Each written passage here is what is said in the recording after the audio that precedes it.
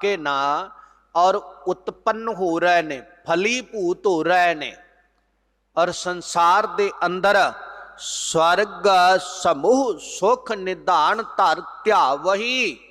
जिन्ने लोग पैदा किते हैं ना, सब कोई ना कोई इच्छा लैके, कोई सुख दी, कोई लोक दी, कोई परलोक दी, कहंदे सारे उहदा ध्यान धर के उहनूं ध्याउंदे ने, जपदे ने।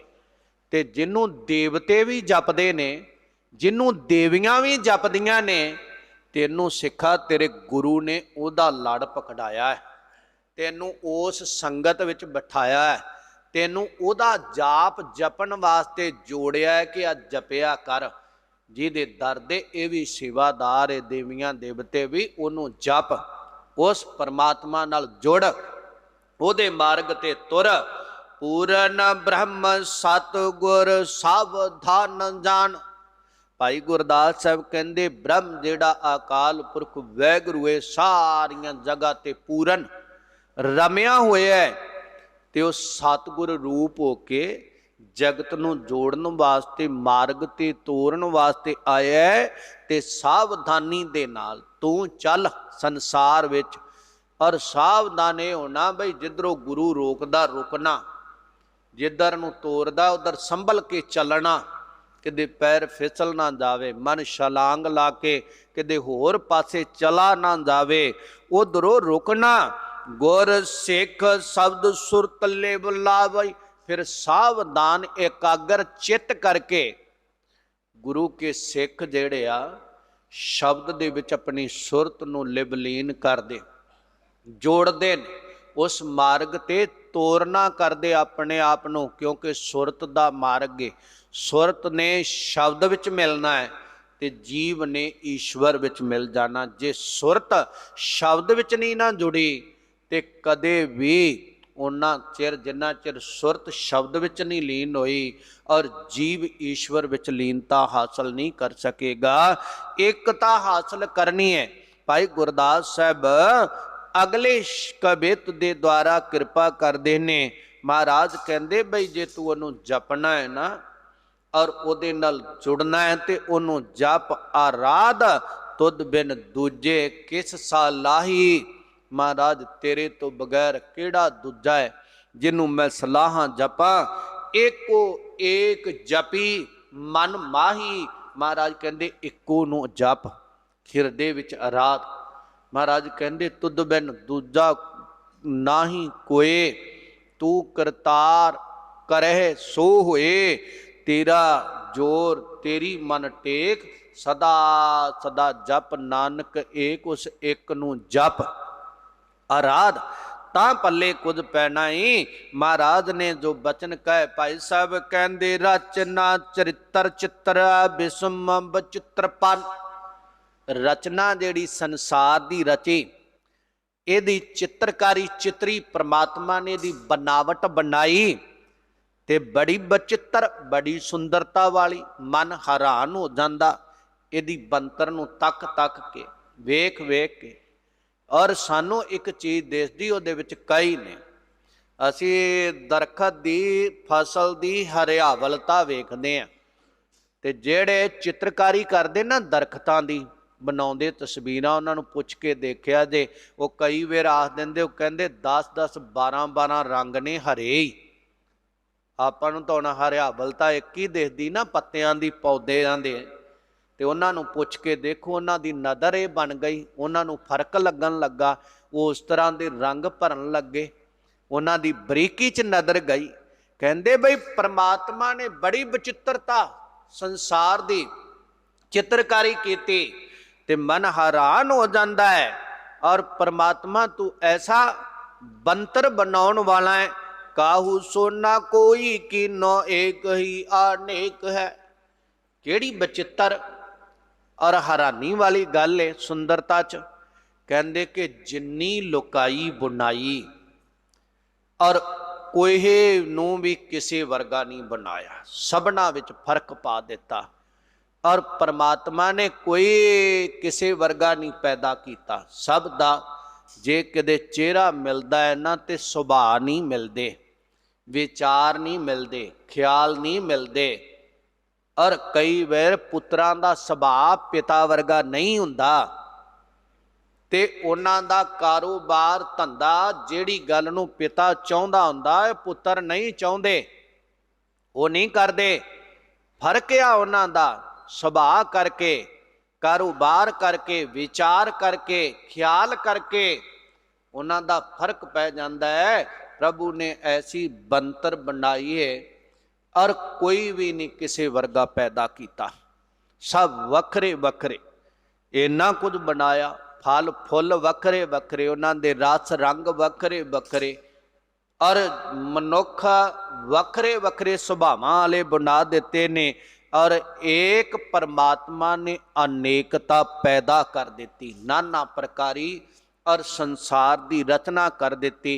निपट कपट घट घट नट वट नट, कह लगे ये सारी दी सारी जिहड़ी एक घटना है कपट छल वाली, भरम वाली, ते इनू बना के घट घट हर एक दे अंदर, हर एक दे विच परमात्मा बैठा है। ते नट वट नट, जिवें नट बाजीगर खेल पाउंदा है ना, कदे इधरों निकल के वो रोल निभा रहा, कदे उधरों उधर। कहंदे परमात्मा जिहड़ा वैगुरू आ वो ऐओं बदलदा बदलाउंदा है, कदे जीव दे विच बैठा दिखाई देंदा है ते कदे बैठा वेखे वख अकेला, वो वखरा कला भी है, इहदे अंदर भी है, बंतर दे विच भी है, बंतर तो बाहर भी आ। वो परमात्मा गुप्त प्रगट अटपट जब देख है, कह लगे वो गुप्त हिरदियां च, फुल्लां च, फलां च, पत्ते पत्ते दे विच गुप्त होके बैठा है, सानू दिसदा नहीं ते प्रगट वो साडे सामने आ जांदा साक्षात रूप च, असीं उहदे अगे झुक जाने। और परिपूर्ण परमात्मा जिहड़ा है, ऐसा वैगुरू जिहड़ा है, वो सारियां दे मन बानी शरीरां दे विच रमिया होया है।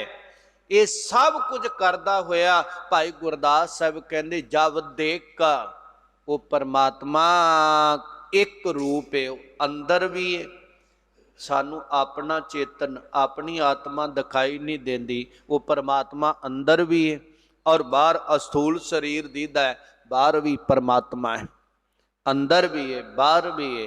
वो फलां नूं पैदा करन वाला भी, फलां दे अंदर रस भरन वाला भी है, वो पत्ते पत्ते दे विच हाजर नाजर बैठा है, पर वो है एक, एक तो स्वाय कुछ नहीं।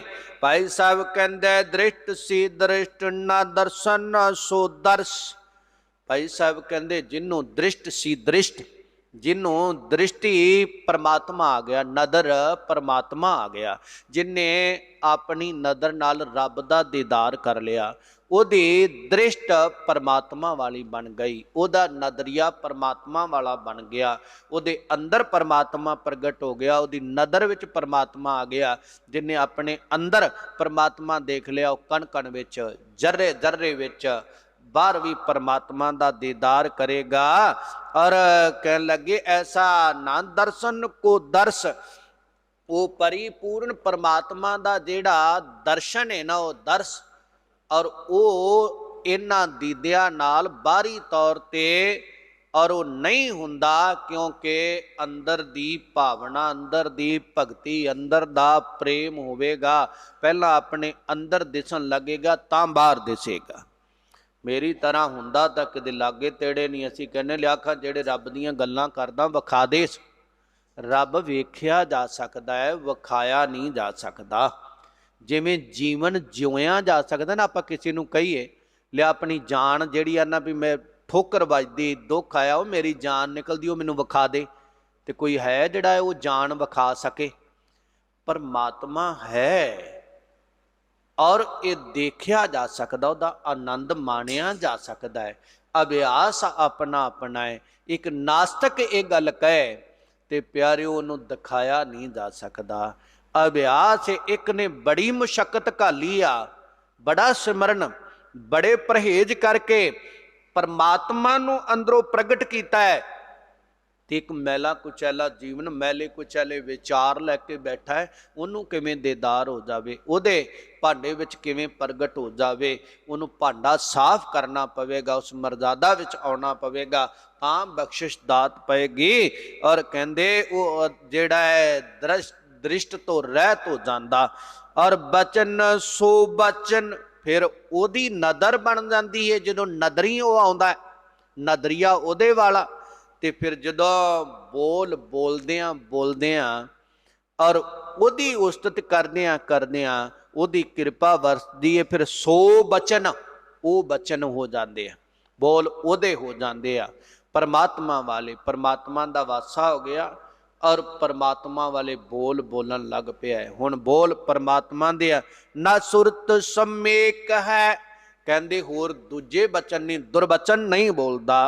हुण सुरत समेक है, सुरत सम बन गई, समदृष्टा बन गया, ते समदृष्टा बन के केवल एक नदर आउण लग पिया। एक परमात्मा नूं सारियां जगहां ते रमिया होया देखदा है, चौगिरदे एक परमात्मा नूं देखदा है, अंदर भी बाहर भी, संसार विच भी, बन जंगल विच भी, जिधर नूं जांदा है एक नदर आउंदा। नाना प्रकार विच, अनेकता विच एक परमात्मा नूं नदर आउंदा है। रूप रेखा लेख भेख नाद बाद नाना बिद, कहंदे संसार विच बेअंत तरह दे रूप ने, ते बेअंत जीवां दियां वख-वख रेखावां ने, इन्हां दे वख-वख लेख ने, ते वख-वख ही बाहर दे लिबास इन्हां ने भेख बनाए ने, ते वख-वख दे नाद ने, धुन। जे नाम भी जपदे ना सारे इक्को नहीं, बोली वख-वख, नाम वखरा नहीं गा, बोली वख-वख है, कोई किसे बोली च, कोई किसे बोली च, और नाम भगवान दा इक्को है, परमात्मा दा नाम इक्को है। और महाराज सच्चे पातशाह कहंदे आ, और बाद कोई वाजे ते कोई धुन अलापदा है, और कोई कुछ, कोई नाद बाद, कोई नाद किसे धुन ते पिया झगड़ालू बनदा, कोई किसे ते आ। कहंदे नाना विध, नाना प्रकार दियां धुनां ने, जिन्हां नाल रब नूं गाया जांदा है, और नाना प्रकार दे भेख ने संसार विच, जेड़े रब दा भेख जान के चलदे ने। और एक मनुखी आ जेड़ा अपने वाले नूं चंगा ते दूजे नूं जेड़ा है माड़ा कहंदा है। मालक तां कहंदे नाना भेख उसे दे बनाए हुए ने, ते उन्हां अपने अपने भेख द्वारा परमात्मा नूं आराधन दा जतन करदे ने, जपन दा जतन करदे ने। महाराज कहंदे उन्हां दे अंदर असीं कहने जिहड़ी आवाज़ मेरे मूँह तो निकली यही ठीक है, यही सारे जपो नहीं। और उन्हां दी आवाज़ धुन अपनी है, उन्हां दा ध्यान लाउण दा तरीका अपना है। तू अपना स्वीकार रख, तू अपने मिलाप दी सोच, और जदों तू जुड़ेगा तुरेगा वो भी अपने मुतलक मिल जाएगा। कहंदे नाना प्रकार दे रूप ने, रेखावां ने, वख वख जीव, इन्हां दे वखरे वखरे लेख ने, वखरे वखरे भेख ने, वखरियां वखरियां इन्हां दियां धुनां ने। इस तरह नाना विध दे अनेकां प्रकार दे ने। अगम अगाध बोध ब्रह्म विवेक है, कहंदे परमात्मा सारियां तो अगम है, पकड़ तो परे। कोई नहीं है कह सकता कि रब ते मेरा कब्जा हो गया है, जे दिखावां ते मैं ही दिखावांगा, कोई दूजा नहीं। जे उहदी धुन सुनावां ते मैं ही सुनावांगा, कोई दूजा नहीं।